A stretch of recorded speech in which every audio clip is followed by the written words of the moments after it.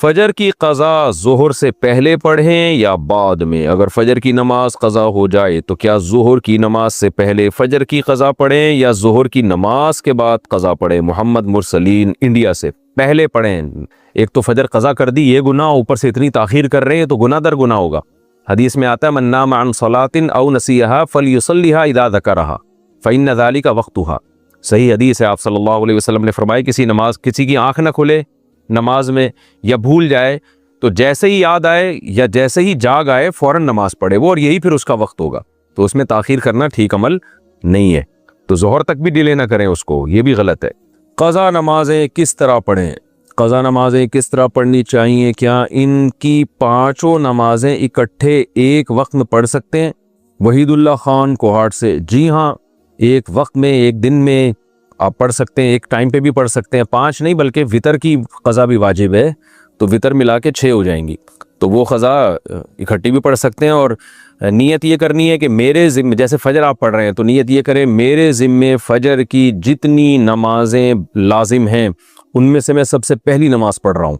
तो दोबारा जब फ़जर पढ़ेंगे तो भी ये नीयत करेंगे कि मेरे ज़िम्मे फ़जर की जितनी नमाजें उनमें सबसे पहली, इसलिए कि वो जो पढ़ चुके हैं वो तो ज़िम्मे में रही नहीं है ना, तो अब जो ज़िम्मे में रह जाएंगी उनमें सबसे पहली। तो इसी तरह पढ़ते चले जाएं, वितर भी और ज़ोहर भी और असर भी, और उसमें सुन्नत नहीं पढ़ी जाएगी। सुन्नतों की जगह क़ज़ा नमाजें पढ़ सकते हैं क्या? असर और इशा की सुन्नतें गैर मुअक्कदा ना पढ़ें और इसकी जगह क़ज़ा नमाज पढ़ लें? किस तरह नफिल भी ना पढ़ें, तो क्या ये सही है? मोहम्मद आसिफ साहब इंडिया से, जी हाँ सही है। ये सुन्नतें मुअक्कदा तो ना छोड़ें लेकिन गैर मुअक्कदा क़ज़ा उम्री की खातिर छोड़ दें। अदनान यूनुस मान सहरा से, क्या बाथरूम में दौरान वुज़ू कलमा शहादत पढ़ सकते हैं? नहीं पढ़ना चाहिए बाथरूम की वजह से। वैसे भी दौरान वुज़ू कलमा शहादत पढ़ना का हमारे इल्म में कोई सबूत नहीं है, कोई इस बारे में मेरे इल्म में कोई ऐसी सही हदीस नहीं है कि वुज़ू के दौरान कलमा शहादत पढ़ने की कोई ख़ास फजीलत हो। हाँ, वुज़ू के बाद पढ़ें। शजाना खुर्शीद, मेरी दोस्त रमज़ान में अल्लाह को प्यारी हो गई तो क्या इसे बग़ैर हिसाब व किताब के जन्नत मिलेगी जैसा कि हदीस में आता है?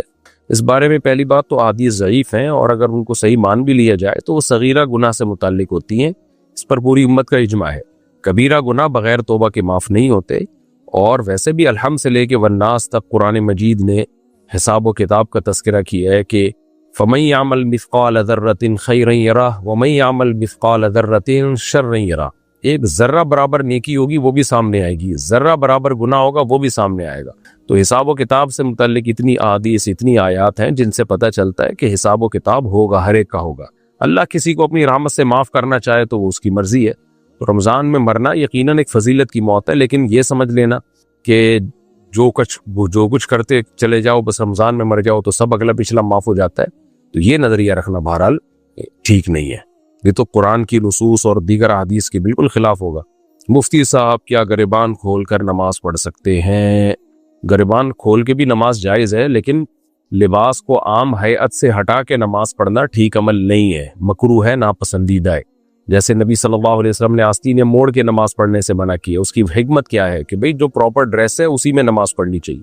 तो जहाँ गर्मी हो, कोई मसला हो, एक अलग बात है, लेकिन नॉर्मली आप सल्लल्लाहु अलैहि वसल्लम ने जो हमें हुक्म दिया है, ये इस जो है ना, जिस तरह आस्तीन मोड़ने से मना किया तो उसका मतलब यही है कि जो नॉर्मल कपड़े की हैत है वो चेंज नहीं होनी चाहिए। तो कपड़े की नॉर्मल हैत गरिबान बंद करना ही होता है।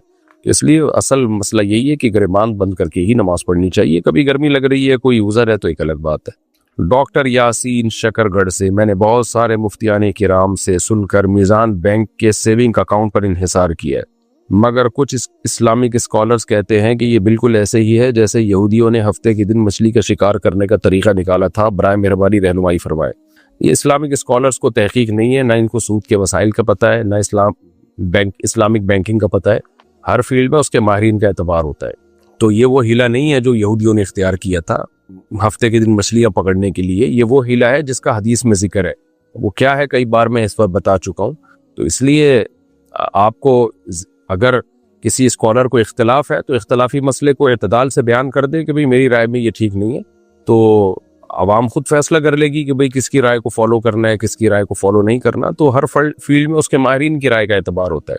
तो मैंने खुद क्योंकि पर्सनली मीज़ान बैंक के सारे मामलात को पढ़ा है, देखा है, और बड़े उलमा जिनमें ख़ास तौर पर हज़रत मुफ्ती तकी उस्मानी साहब हैं और भी बड़े बड़े उलमा हैं जिन्होंने और फिर ये मीज़ान बैंक का जो निज़ाम है ये तो बना के देने वाले ही उलमाए देवबंद हैं, हमारे अकाबिर हैं उलमा है, जिन्होंने पूरा इस्लामी यानी जो निज़ाम है ना जो बना के दिया था सूद का ऑल्टरनेट, फिर पूरी दुनिया में उसी को नाफिज किया गया है।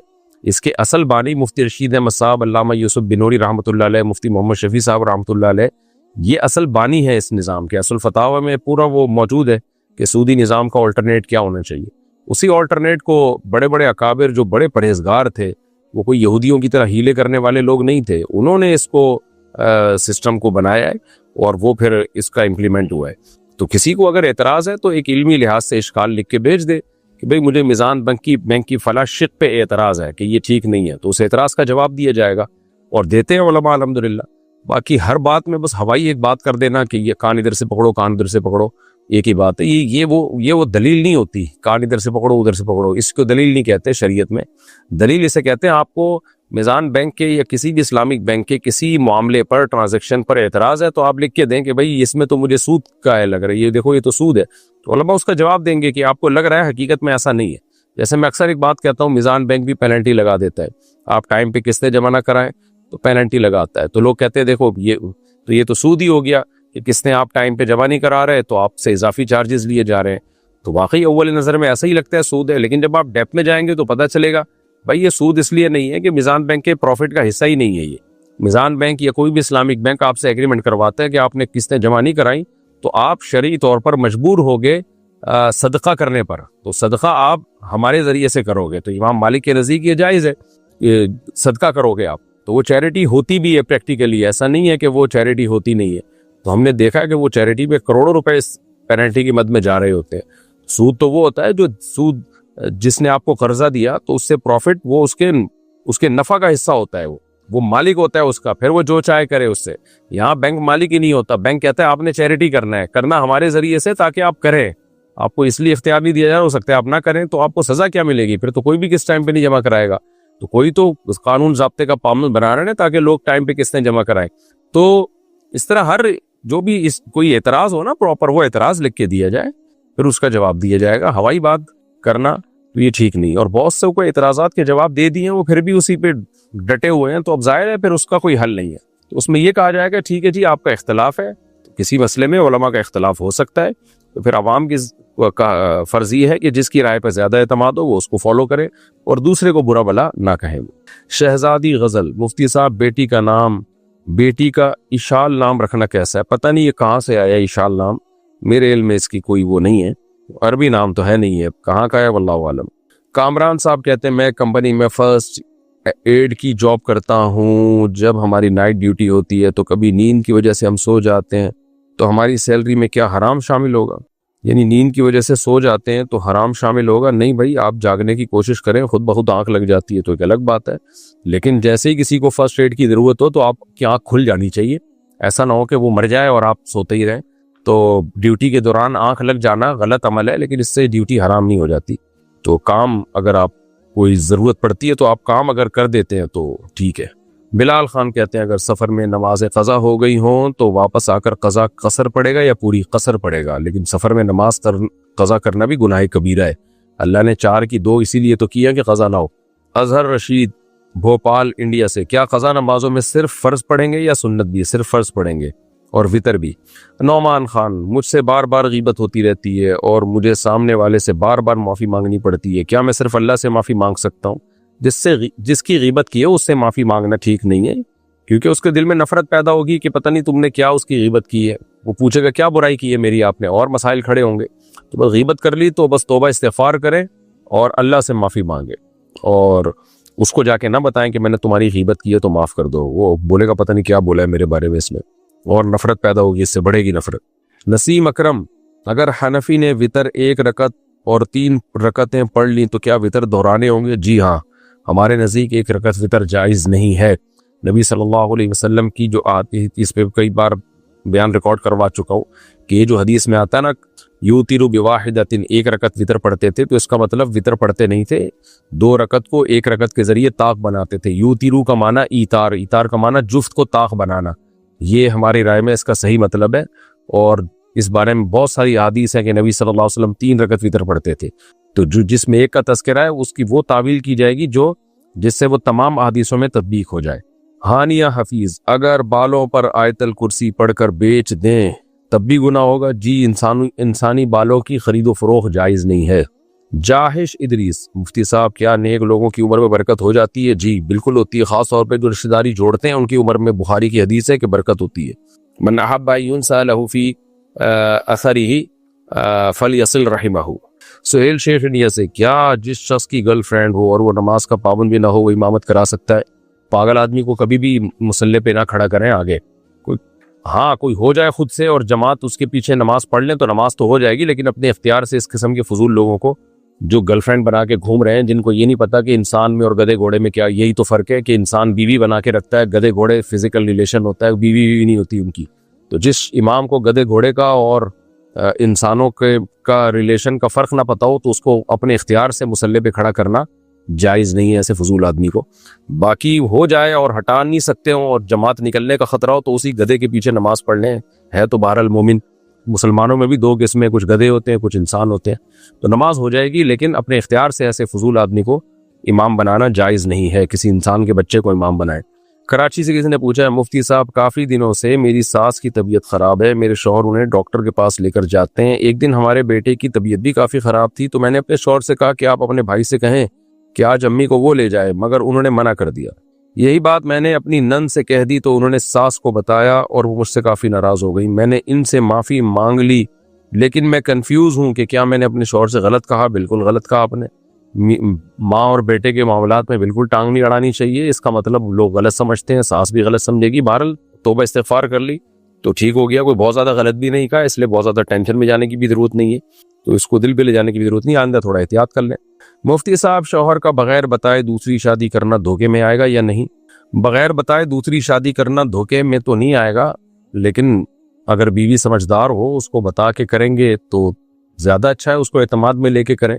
लेकिन ज़ाहिर है ख़वातीन तो नहीं राज़ी होती इस पर, मर्द को ये ख़तरा होता है एन शादी में ही पिटूंगा मैं, दूल्हा बना पाऊंगा। और मैंने देखे ऐसे, एक साहब दूल्हा बने हुए थे, पता चल गया और दूल्हा बनने के दौरान ही उनके साथ जो कुछ हुआ, उस ज़माने में कैमरे नहीं थे वरना मैं बता देता क्या हुआ। तो इसलिए फिर मर्द छुपा के कर रहा होता है कि बाद में बता दूंगा। हाँ, सारी ज़िंदगी छुपन छुपाई खेलना ये नामुनासिब अमल है, तो फिर बाद में बता देता है तो बाद में बता दे। अलबत्ता एक शादी हो चुकी हो फिर दूसरी बीवी से पहली शादी छुपा रहा है, ये यकीनन धोखे में आएगा, क्योंकि औरत ये समझ रही होती है कि इसके निकाह में तो कोई औरत नहीं है, ये बिल्कुल कंवारा है या बीवी लेस है। तो जब आप, चलो पहली शादी जब हो रही थी उस वक्त तो आपके निकाह में कोई औरत ही नहीं थी ना। अब जब दूसरी हो रही है तो आपके निकाह में तो एक बीवी है, तो उस दूसरी बीवी को बताए बगैर दूसरी शादी कर लेना और उसको ये शो करना कि जैसे मेरे निकाह में कोई औरत ही नहीं है, ये बदतरीन धोखा है, बिल्कुल 100% गलत है ये। मरियम शाहजहां सादिकाबाद से, मुफ्ती साहब अपने आप को जादू से बचाने का इस्लामी तरीका बता दें। सूरह फलक सूरह नास पढ़ के रात को दम करें अपने ऊपर, आयतल कुर्सी पढ़ लिया करें रात को सोने से पहले, सूरह बकरा का आखिरी रुकू पढ़ लें, तो ये सब चीज़ें हदीस में आई हैं। और आऊद बिकलिमातिल्लाहि ताम्मा मिन कुल्ली शैतानिन वहाम्मा व मिन कुल्ली आइनिन लाम्मा, ये पढ़ लिया करें तो इंशाअल्लाह नहीं होगा जादू। बाकी ये उन्हीं पर होता है जो हर वक्त जादू जादू सोचते रहते हैं। जो जादूगरों को और रूहानी आमिलों को सुबह शाम बुरा भला कहते हैं, उन पे जिन चुड़ैल भूत कभी भी नहीं आते, ध्यान में रखिए। जिन चुड़ैल भूत उसी पे आएंगे जो आमिलों की अकीदत दिल में रखेगा। आजकल मुफ्ती साहब, जब मैं नाबालिग थी तब मेरे वालिद ने मुझसे बगैर पूछे मेरी मंगनी करा दी, फिर इस लड़के ने मुझसे बातचीत शुरू कर दी। आहिस्ता आहिस्ता हमारी लड़ाई होने लगी। अल्हम्दुलिल्लाह हमारी बिल्कुल नहीं बनती, अल्लाह का बड़ा फजल है। वो मुझ पर शक भी करता है, अस्तगफिरुल्लाह, हर चीज़ में रोक टोक करता है, पढ़ाई भी रुकवा दी। मैंने 6 साल बाद इस रिश्ते से इनकार कर दिया। फिर मेरे लिए एक और लड़के ने पैगाम भेजा, वो भी मुझे भी पसंद है, लेकिन मेरे अब्बू मंगनी ख़त्म करने पर राज़ी नहीं है और ना वो लड़का राज़ी है। मेरे वालिद कह रहे हैं कि मैं मर भी जाऊँगा तब भी रिश्ता यही होगा। अगर तुमने इनकार किया तो मैं आज के बाद तुम्हारा बाप नहीं हूँ, मैं क्या करूँ, रहनुमाई फरमाएं। क्योंकि आपने शादी से पहले ही रिश्ता कायम कर लिया ना दोस्ती यारी का, तो उसका अंजाम यही होता है। जहाँ लड़का लड़की का शादी से पहले फ्री हो गए तो बस शादी के बाद गए वो, तो यही होता है जो हुआ है सबके साथ इसी तरह ही होता है आमतौर पर। अब्बा को बता दे, अब्बा मैं उससे फ्री हो गई थी, उसके जो है ना ये उसके एटीट्यूड हैं, तो अब क्या कह सकता हूँ मैं। आपके अब्बा को, मैं होता तो आपके अब्बा को समझा देता भाई नहीं करो यहाँ शादी। तो अब अम्मा को समझा दें, शायद अम्मा अब्बा को समझा दें। जब अम्मा अब्बा को समझाएंगी तो अब्बा के अच्छे भी समझेंगे इंशाअल्लाह। तो यही कह सकता हूँ मैं, बाकी मैं तो आपके अब्बा से लड़ नहीं सकता, तो मशवरा ही दे सकता हूँ।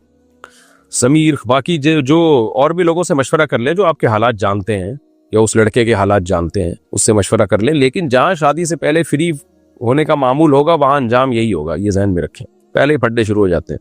समीर खान, जब मेरी वाइफ को मेंसेस आ रहे हों तो क्या मैं घर में नमाज पढ़ सकता हूँ? क्यों भाई, मेंसेस का घर में नमाज से क्या ताल्लुक है? अजीब आदमी हो भाईजान। समीर खान, कैसी बातें कर रहे हो? वजह क्या है? आप सवाल पूरा कंप्लीट लिख के भेजें। कोई उनकी तबीयत खराब हो जाती है, खुदा नबाज खवातीन की मेंसेस में बहुत शदीद तबीयत खराब हो जाती है, लेकिन मेरा ख्याल है इतनी तो नहीं होती कि इमरजेंसी कोई मौत का खतरा हो जाए। तो आप सवाल पूरा पूछें कि उनको क्या उज़र लाहिक हो सकता है, फिर मैं जवाब दे सकता हूँ। मुफ्ती ईसा, फ़िक़्ह हनफी की इत्तिबा ज़्यादा बेहतर है या सुन्नत नबवी की? ये बिल्कुल इस सवाल ही फजूल है। ये ऐसे जैसे बुखारी की हदीस पे चलें या नबी की हदीस पे चलें। भाई फ़िक़्ह हनफी नबी सल्लल्लाहु अलैहि वसल्लम की सुन्नत ही है, जिसको मुरतब किया है इमाम अबू हनीफा के शागिर्दों ने। तो सवाल ये होना चाहिए कि हदीस का एक मतलब वो जो हमारी खोपड़ी में या आजकल के स्कॉलर की खोपड़ी में आ रहा है वो ज़्यादा बेहतर है, ये हदीस का वो मतलब जो अबू हनीफा और उनके शागिर्द जो मुज्तहिदीन थे, जिनको आधे से ज़्यादा मुसलमानों ने फॉलो किया है, उनकी समझ में जो मतलब आ रहा है वो ज़्यादा बेहतर है। तो जब आप किसी मखसूस फ़िक़्ह को फॉलो करते हो तो इसका मतलब ये नहीं कि कुरान और सुन्नत के मुकाबले में, बल्कि इसका मतलब ये है कि अपनी राय पर मुज्तहिद की राय को फॉलो करते हो, अपनी राय को कुर्बान कर देते हो और मुज्तहिद की राय को ले लेते हो आप, ये मतलब होता है। मुफ्ती साहब, अगर किसी पर हज या उम्रा में, वो बिल्कुल इसकी मिसाल ऐसे जैसे मैंने एक दफ़ा एक शख्स 3 तलाक़ें देकर आया, मैंने फतवा दिया 3 हो गई, वो किसी अहले हदीस के पास चला गया कि 1 होती हैं, तो मैं भी चला गया उन अहले हदीस के पास कि मैंने कहा आपने कैसे 3 को 1 कह दिया है? तो कहते हैं वो अब्दुल्ला बिन अब्बास की हदीस है कि नबी सल्लल्लाहु अलैहि वसल्लम के दौर में 3 तलाक़ें एक शुमार होती थी। मैंने कहा ये हदीस का ये मतलब तो नहीं है जो आप बता रहे हैं। फिर मैंने कहा देखो अब्दुल्ला बिन अब्बास ने फतवा दिया कि 3 तलाक़ें 3 होती हैं, तो उन्होंने कहा हमने कलमा नबी का पढ़ा है, अब्दुल्ला बिन अब्बास का नहीं पढ़ा। तो मैंने कहा अब्दुल्ला बिन अब्बास ने किसका कलमा पढ़ा था? यानी अजीब बात है कि अब्दुल्ला बिन अब्बास हदीस बयान भी कर रहे हैं और वो उसका वो मतलब नहीं बता रहे जो आप बता रहे हो। वो तो कह रहे इकट्ठी 3 ही होती हैं, आप जवाब में कह रहे हो कि हमने कलमा नबी का पढ़ा है, अब्दुल्ला बिन अब्बास का नहीं पढ़ा। तो उसका जवाब यही है कि अब्दुल्ला बिन अब्बास ने किसका कलमा पढ़ा था? यानी आपने तो नबी का पढ़ा है और अब्दुल्ला बिन अब्बास ने तौरात और इंजील का कलमा पढ़ा था, ईसा और मूसा अलैहिस्सलाम का कलमा पढ़ा था, नबी का नहीं पढ़ा था, मोहम्मद सल्लल्लाहु अलैहि वसल्लम का कलमा नहीं पढ़ा था। तो ये लफाजी होती है। असल बात यही है कि अब्दुल्ला बिन अब्बास नबी की हदीसों को आपसे ज्यादा समझते थे, तो हदीस बयान करके भी 3 तलाकों को 3 करार दे रहे हैं और दलील के तौर पे कुरान की आयत भी पेश कर रहे हैं, वमन यत्तक़िल्लाह यजअल लहू मखरजा। तो ये साफ इस बात की अलामत है कि आप जो हदीस पेश कर रहे हो उसका वो मतलब नहीं है, आपने खुद एक मतलब बना के थोप दिया है पूरी उम्मत पे, जो सहाबा उस मतलब के कायल नहीं है, ना सहाबा ना ताबीईन। तो यही होता है कि फ़िक़्ह हनफी को कभी हदीस के मुकाबले में ले आते हैं, कभी फ़िक़्ह हनफी में मुफ्ता भी कौल जो होगा ना, जिसपे फतवा होगा, वो कभी भी कुरान और सुन्नत के अगेंस्ट नहीं होगा। हाँ, बाज़ अक़वाल हमें किताबों में मिलते हैं, फ़िक़्ह हनफी हो या शाफ़ी हो, वो ज़ईफ़ कौल होते हैं, उन पर फतवा नहीं होता, चाहे वो मुज्तहिद ही की तरफ मनसूब क्यों ना हो। तो जिस कौल पे फतवा होता है ना, वो कौल होता है काबिल इत्तिबा, वो कभी भी कुरान और सुन्नत के अगेंस्ट नहीं होता, वो दलाइल के लिहाज से मजबूत कौल होता है, तभी उस पर फतवा होता है। अच्छा भाई मुफ्ती साहब, अगर किसी पर हज या उम्रा में दम पड़ जाए और अदा न करे तो क्या गुनाह है? बहुत सख्त गुनाह है कि आपने, अल्लाह का हुक्म है और कि तुम अल्लाह पर सजा नाफिज कर रहे हैं और आप वो सजा नहीं नाफिज कर रहे अपने ऊपर, तो आखिरत में फिर अल्लाह सजा तो देगा, वो उससे कई गुना ज्यादा सजा होगी। अशफाक अहमद बराजी, कश्मीर, इंडिया से, फजर के बाद सोना कहता है और फजर के बाद गंदे ख्वाब क्यों आते हैं, इसका क्या हल है? फजर के बाद सोना जायज़ है मगर मकरूह नापसंदीदा है। अल्लाह ने रात सोने के लिए बनाई है और फजर की नमाज रखी इसलिए कि ताकि इस वक्त उठ जाओ, इसलिए नहीं रखी कि उठो और फिर दोबारा सो जाओ। तो उठाने के लिए तो रखी है अल्लाह ताला ने, ताकि, और हदीस में आता है बूरी कली उम्मती फी बुकूरिहा, अल्लाह ने सुबह के वक्तों में मेरी उम्मत के लिए बरकत रखी है। तो ये मेडिकली भी सोने का वक्त नहीं है और शरई लिहाज से भी इसको नापसंद किया गया है। इसमें बहुत सारी रिवायात हैं जिससे इसकी जो है नाजायज़ तो नहीं है, बहरहाल नापसंदीदा है उन रिवायात से, और फजर की नमाज से ही पता चलता है अल्लाह ने फजर रखी है, उठो उठो, अब हम क्या कर रहे हैं, उठ रहे हैं फिर दोबारा सो रहे हैं। तो ये हिकमतों के खिलाफ है और बहरहाल जायज़ है, नाजायज़ नहीं है, लेकिन नापसंदीदा है। और अगर कोई उज़र हो, कोई मजबूरी हो, तो फिर नापसंदीदा भी नहीं है, मजबूरी के हकाम अलग होते हैं। लेकिन ये अच्छा नहीं है। दुनिया में जितनी भी अच्छी कौमें हैं, जो मिशोर कौमें हैं, वो सारी सुबह को जागती हैं। ये सिर्फ हमारे ऊपर ही एक अजीब सी नहुसत तारी हो चुकी है कि सारी कौम ही फजर के बाद सो रही होती है, रातों को लगे होते हैं मोबाइल पे। हाँ, कोई बहरहाल उज़र हो, मजबूरी हो, एक अलग बात है। बाकी फजर के बाद गंदे ख्वाब क्यों आते हैं, ये डॉक्टर से पूछें क्यों आ रहे हैं भाई। आपको आ रहे होंगे तो अल्लाह ना करे, उस सबको तो नहीं आते गंदे ख्वाब, बहरहाल आपको आ रहे हैं तो डॉक्टर से